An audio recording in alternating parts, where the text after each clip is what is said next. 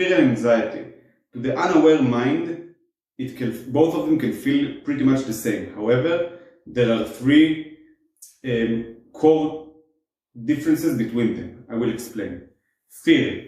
Fear is something that we feel when we are in an actual, realistic, immediate, life-threatening situation. Let's say, God forbid, there is a tiger right here. My mind knows what a tiger is. It activates fear automatically to alert me that there's something dangerous happening here that can compromise my health and my safety.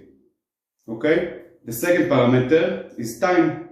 Because it's a life-threatening situation, the time is the present, right now.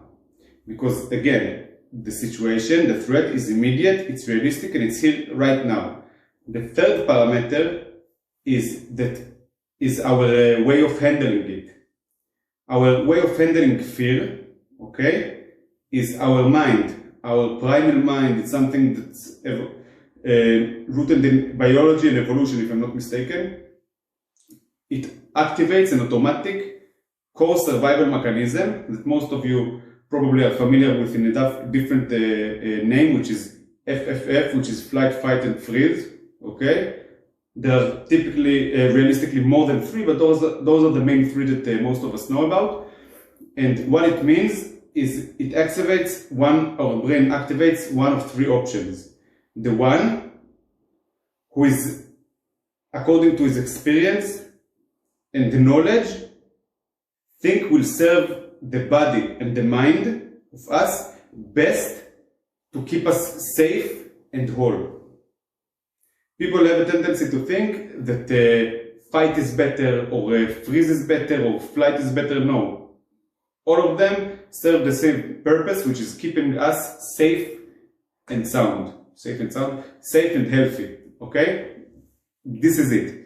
Fight. It's not necessarily start fighting. Okay? It means to operate, to be active, to do something to operate the situation, to be in some sort of control of ourselves. Freeze. It's like it sounds, like it's freezing and that's it. And like animals playing dead. The same mechanism. And the flight is to run away. It doesn't have to be necessarily running away from the situation, but it means to distance ourselves as far as we can until we get to safety. Now, because fear, it's in the present, it means the survival mechanism operates, okay? It puts our mind in a high gear, very high gear, like 200 kilometers per hour, okay? A lot of, it feels like a very high adrenaline, something like that. I'm sure all of you have experienced it at least once in your life. Let's say, if God forbid you're about to do an accident in the car, and then someone brakes, you're driving in the car and someone just brakes in front of you, and then you see yourself suddenly do something like this. Whoa, right? And you didn't think about it. It's our brain taking control, activating the emergency brake or something, takes control, do what it needs to do, and then give you control back. And then you feel like, whoa, what's happened? A lot of times it comes with the chills on the arms and stuff like that. This is fear. So the mechanism is active only to the time of the event. Now, anxiety. Anxiety can feel like fear, and anxiety by itself, it's one of the most potential, feeling with the most dangerous potential.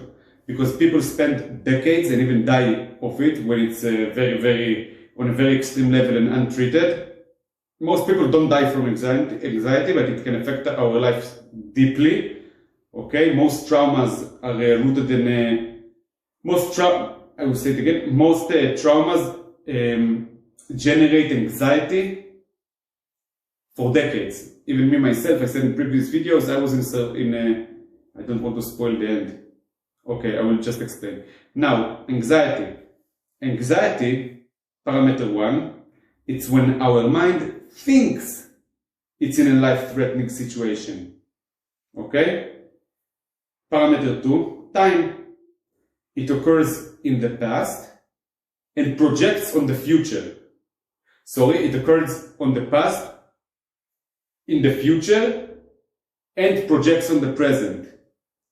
Why? Because anxiety, listen to what I said, it's when our mind thinks it's in a life-threatening situation. Let's say I think and imagine there is a tiger, God forbid, right here, but there isn't really one. So my mind goes to high alert and activate the survival mode. And this is the third parameter. Pay attention. The same mechanism for two different feelings. Okay? Now, because the anxiety is in the past and in the future, because it takes from past experience, like I know how dangerous, let's say, a tiger is. However, I'm afraid there will be a tiger right now here. Fuck anxiety. Which means it's not realistic. It's a projection of our own mind. And then, as I said, our way of handling it, okay, is also operating in survival mode, survival mechanism. The brain activates the same fucking, I can't say fucking, the brain is activating the same emergency brake. So it's like trying to nail a screw with a hammer. A great tool. Not